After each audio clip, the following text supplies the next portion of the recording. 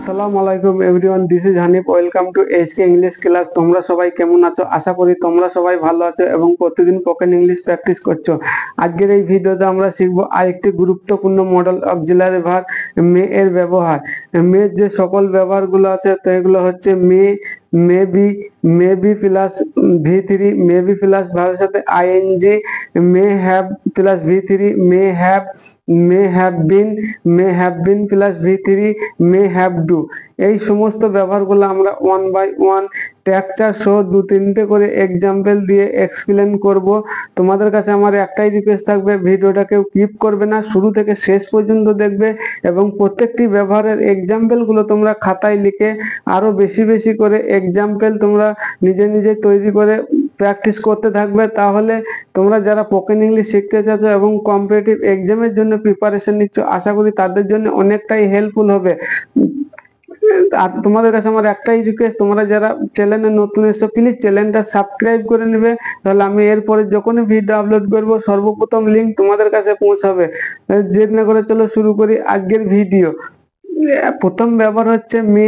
এর স্ট্রাকচার হচ্ছে subject plus may plus ভার্বের base form plus object. Example দেখো, সে আমাদের সাথে খেলতে পারে, হি প্লে উইথ আস। আফরিন আজ স্কুল যেতে পারে, আফরিন মে গো টু স্কুল টুডে। সে আজ এখানে আসতে পারে। এর ইংরেজিটা কি হবে তোমরাই কমেন্টে কমেন্ট করে জানাবে। এবার আমরা দেখব মে বি এর ব্যবহার। এর স্ট্রাকচার হচ্ছে সাবজেক্ট প্লাস মে বি। এখানে কোনো ভার্ব হবে না, নাউন বা অ্যাবজেক্টিভ হবে। এক্সাম্পল দেখো, রাজু এখন বাড়িতে থাকতে পারে, Raju may be at home now. Say doctor হতে পারে, he may be a doctor. রবি লন্ডনে থাকতে পারে। এর ইংরেজিটা কি হবে তোমরাই কমেন্ট বক্সে কমেন্ট করে জানাবে। এবার আমরা দেখব মে বি প্লাস V3। এটা প্যাসিভ স্ট্রাকচার। এর স্ট্রাকচারটা কিরকম, subject plus may be plus ভার্বের 3 নাম্বার ফর্ম অর্থাৎ past participle plus object. Example দেখো, কাজটি হয়তো আজ শেষ হয়ে যেতে পারে, this work may be completed today. তাকে হয়তো আজ টাকাটা পাঠানো হতে পারে, he may be sent the money today. এবার আমরা দেখব মে বি প্লাস ভার্বের সঙ্গে আইএনজি। এটা কন্টিনিউয়াস টেন্সের রূপ দেয়। এর স্ট্রাকচারটা কেমন, subject plus may be plus ভার্বের সাথে আইএনজি প্লাস অবজেক্ট। এক্সাম্পল দেখো, তারা হয়তো এখন পড়াশোনা করছে, দে মে বি স্টাডিং নাও। সে হয়তো এখন ক্রিকেট খেলছে, হি মে বি প্লেইং ক্রিকেট নাও। বাচ্চারা এখন টিভি দেখছে। এর ইংরেজিটা কি হবে তোমরা কমেন্ট সেকশনে কমেন্ট করে জানাবে। এবার আমরা দেখব মে হ্যাভ প্লাস V3 এর ব্যবহার। একটা হচ্ছে subject plus May have plus ভার্বের পাস্ট পার্টিসিপেল অর্থাৎ ভার্বের থার্ড ফর্ম প্লাস অবজেক্ট।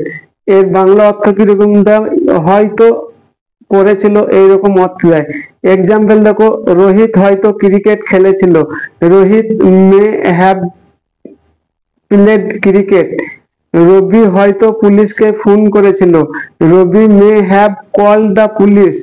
সে হয়তো দুপুরের খাবার খেয়েছিল।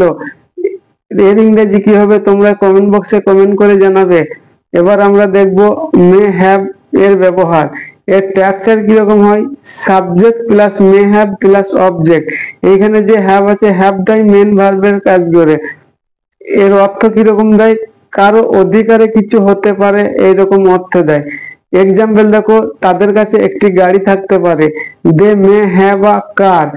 রহিমের কাছে একটি ঘড়ি থাকতে পারে, রহিম মে হ্যাভ আ ওয়াচ।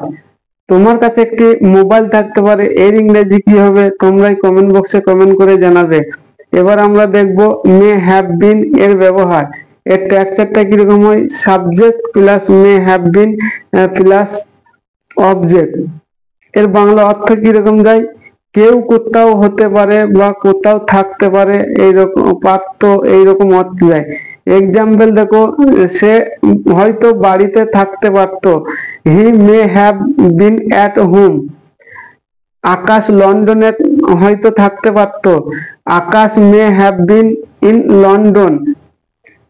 আমি ডাক্তার হতে পারতাম, I may have been a doctor. তুমি ফুটবলার হতে পারতে, এর ইংরেজি কি হবে তোমরা কমেন্ট সেকশনে কমেন্ট করে জানাবে। এবার আমরা দেখব মে হ্যাভ বিন প্লাস V3, অর্থাৎ ভার্বের পাস্ট পার্টিসিপেল ফর্ম। এটা প্যাসিভ স্ট্রাকচার। এর আগে তোমরা দেখেছো যে মে হ্যাভ প্লাস V3 এরই প্যাসিভ স্ট্রাকচার। এটা এর অর্থ কিরকম দেয়, কোনো কিছু করা হয়েছিল এইরকম অর্থ দেয়। এক্সাম্পল দেখো, তাদেরকে পার্টিতে নিমন্ত্রণ করা হয়েছিল, they may have been invited the party. আমাদেরকে এই বিষয়টি জানানো হয়েছিল, we may have been inform this matter. বাচ্চাদেরকে চকলেট দেওয়া হয়েছিল, এর ইংরেজি কি হবে তোমরা কমেন্ট বক্সে কমেন্ট করে জানাবে। এবার আমরা দেখব মে হ্যাভ এর যে শেষ ব্যবহার, সেটা হচ্ছে মে হ্যাভ টু এর ব্যবহার। এক্সাম্পল দেখো, আমাকে হয়তো কলকাতা যেতে হতে পারে, I may have to go to Kolkata. আফরিনকে হয়তো স্কুলে যেতে হতে পারে, Afrin may have to go to school. তোমাকে হয়তো ইংরেজিতে কথা বলতে হতে পারে, এর ইংরেজি কি হবে তোমরা কমেন্ট বক্সে কমেন্ট করে জানাবে। এই ছিল আমাদের মে এর সমস্ত ধরনের ব্যবহার। এই ভিডিওটা যদি তোমাদেরকে ভালো লাগে তাহলে ভিডিওটা লাইক করবে, আর এই ভিডিও রিলেটেড যদি তোমাদের কোনো প্রশ্ন থাকে তাহলে কমেন্ট বক্সে কমেন্ট করে জানাবে। আর আমি তোমাদের প্রত্যেকটা বিষয় এক্সাম্পল দিয়ে দেখিয়েছি, আর একটা করে তোমাদেরকে হোমওয়ার্ক দিয়েছি। এই হোমওয়ার্ক গুলো তোমরা কমেন্ট বক্সে কমেন্ট করে জানাবে।